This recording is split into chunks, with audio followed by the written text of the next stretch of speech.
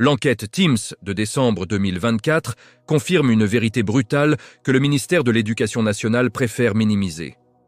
La France occupe la dernière place des pays de l'Union européenne en mathématiques au niveau CM1. Dernière place. Pas avant-dernière, pas dans le dernier tiers, mais absolument dernière sur 20 pays européens évalués. Les élèves français de CM1 affichent un score catastrophique de 484 points, soit 41 points en dessous de la moyenne de l'OCDE fixée à 525. Pour mettre ce chiffre en perspective, 15% des élèves français de CM1 n'atteignent même pas le niveau élémentaire de compétences en mathématiques, contre seulement 7% dans l'Union européenne. Cette débâcle éducative n'est pas un accident ponctuel, mais l'aboutissement de 30 années de déclin continu que tous les gouvernements successifs ont observé passivement sans jamais oser les réformes radicales nécessaires. L'effondrement éducatif français en mathématiques révèle un système scolaire profondément malade, paralysé par des corporatismes syndicaux, prisonnier de méthodes pédagogiques inefficaces et dirigé par une hiérarchie administrative incapable de se remettre en question. Les résultats des élèves de 4e ne sont guère plus rassurants. Avec 479 points en mathématiques contre une moyenne OCDE de 507, les collégiens français se classent 28e sur 32 pays. Cette performance médiocre persiste depuis 2015 sans amélioration notable. La France appartient au club très fermé des pays où les inégalités sociales exercent la plus grande influence sur les parcours scolaires. Le score des élèves de CM1 est extrêmement corrélé à leur origine sociale, créant un système profondément injuste où la réussite dépend davantage du code postal que du mérite ou du travail. Les écarts entre filles et garçons s'accentuent également dramatiquement en faveur des garçons, de 6 points en 2015 à 13 points en 2024. Cet décrochage des filles en mathématiques dès le primaire hypothèque leur choix d'orientation future et perpétue la sous-représentation féminine dans les filières scientifiques. L'enquête PISA, qui évalue les élèves de 15 ans, offre un tableau légèrement moins catastrophique, mais tout aussi préoccupant. La France obtient 474 points en mathématiques en 2024, soit légèrement au-dessus de la moyenne OCDE de 472. Ce résultat apparemment honorable masque une chute historique de 37 points sur les 20 dernières années, dont 21 points entre 2018 et 2022. Cette dégringolade équivaut à une année scolaire perdue en 2 décennies. Entre 1995 et 2019, la France a perdu 46 points au classement selon certaines analyses. Cette érosion continue des compétences mathématiques des jeunes Français ne résulte pas de la pandémie de Covid, souvent invoquée comme excuse. Le déclin avait commencé bien avant 2020. Le Covid n'a fait qu'accélérer une tendance structurelle préexistante. La divergence entre TIMSS et PISA mérite d'être expliquée. TIMSS évalue les connaissances acquises en classe selon les programmes scolaires officiels. PISA mesure la capacité à mobiliser ces connaissances dans des situations concrètes de la vie quotidienne. Les résultats français catastrophiques à TIMSS révèlent que les élèves n'apprennent pas correctement les fondamentaux mathématiques à l'école primaire et au collège. Les résultats médiocres mais moins désastreux à PISA suggèrent que les lycéens français compensent partiellement ce manque de fondamentaux par une certaine débrouillardise dans les problèmes appliqués. Mais cette compensation reste insuffisante. Surtout, elle ne peut fonctionner que pour les élèves ayant réussi à atteindre le lycée. Les nombreux décrocheurs qui quittent le système avant 15 ans ne passent jamais les tests PISA et n'apparaissent donc pas dans les statistiques. Les causes de ce naufrage éducatif sont multiples et s'entremêlent. Premièrement, les enseignants du primaire sont massivement mal formés en mathématiques. 26% des professeurs de primaire déclarent n'avoir reçu aucune formation en mathématiques au cours des 2 dernières années. Ces enseignants, souvent recrutés avec des profils littéraires, ont eux-mêmes peur des mathématiques et transmettent cette anxiété à leurs élèves. Ils privilégient inconsciemment le français et négligeant les mathématiques dont ils ne maîtrisent pas les fondamentaux. Cette carence de formation initiale et continue crée un cercle vicieux où des enseignants mal à l'aise avec les mathématiques forment des élèves qui deviendront à leur tour des enseignants mal à l'aise avec les mathématiques. Deuxièmement, l'instabilité chronique des programmes scolaires désorganise complètement l'apprentissage.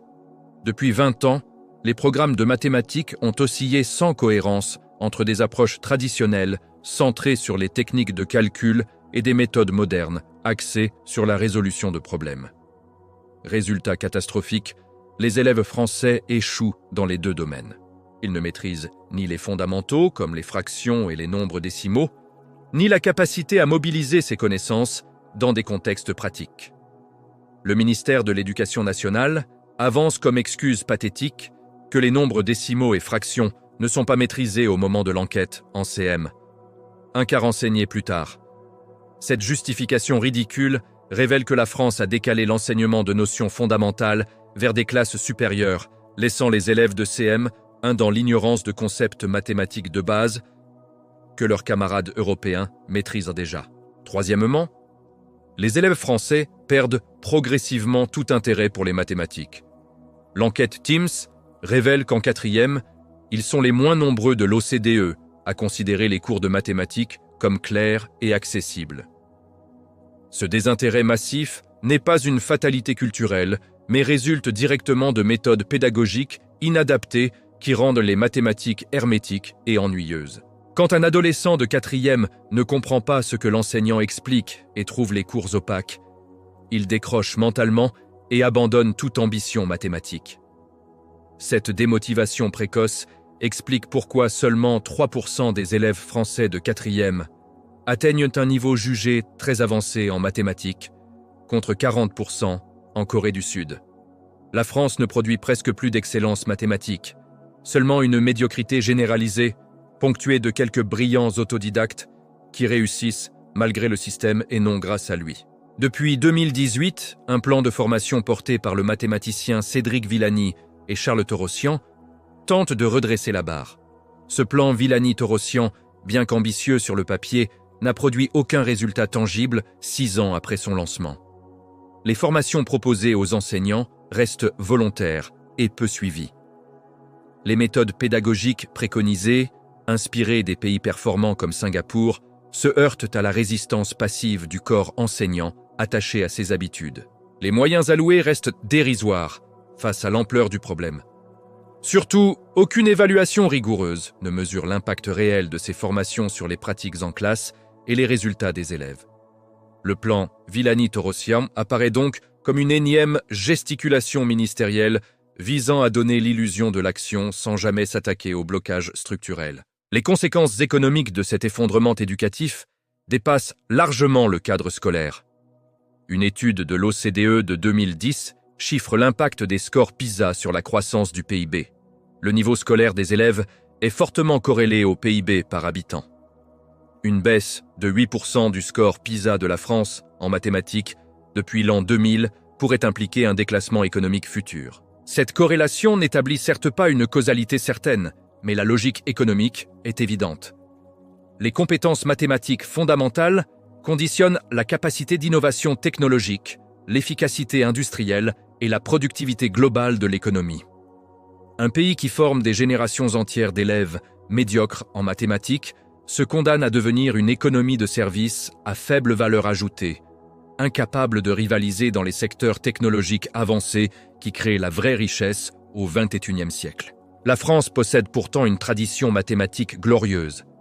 Les mathématiciens français accumulent les médailles Fields, l'équivalent du prix Nobel en mathématiques. Cette excellence académique au sommet contraste violemment avec l'effondrement de la base. Ce paradoxe s'explique par un système élitiste républicain qui détecte et forme brillamment quelques centaines de talents exceptionnels via les classes préparatoires et les grandes écoles, tout en abandonnant complètement les 99% restants dans un enseignement de masse médiocre. Cette stratégie du 2 poids, 2 mesures produit quelques génies et une masse d'incompétents, alors que les pays performants comme la Finlande ou Singapour privilégient l'élévation du niveau moyen de tous les élèves.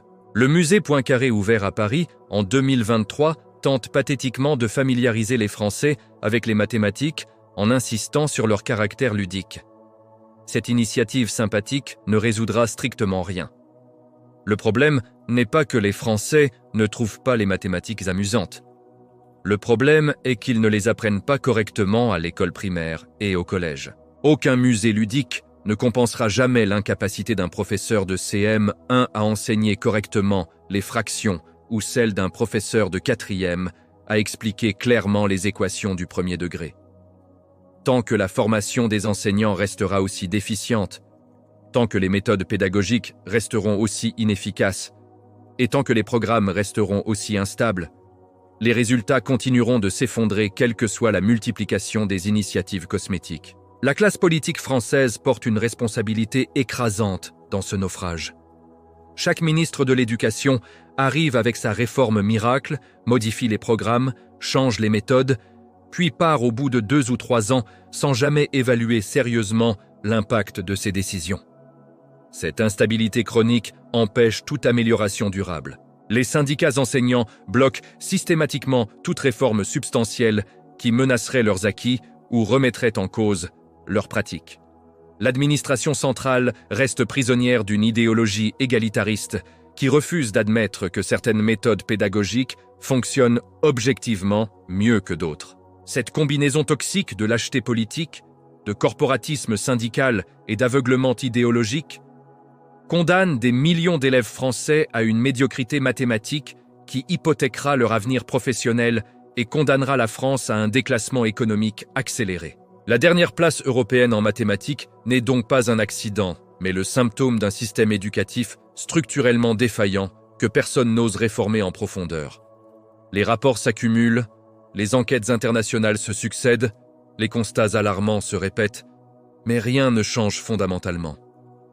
Les mêmes causes produisent invariablement les mêmes effets. Dans 10 ans, la France occupera probablement toujours la dernière place européenne en mathématiques, tandis que les responsables politiques et syndicaux continueront de se renvoyer mutuellement la responsabilité de cette catastrophe éducative, sans jamais accepter les sacrifices et les changements radicaux que la situation exige. Cette démission collective face à l'effondrement éducatif est peut-être le symptôme le plus inquiétant du déclin français contemporain.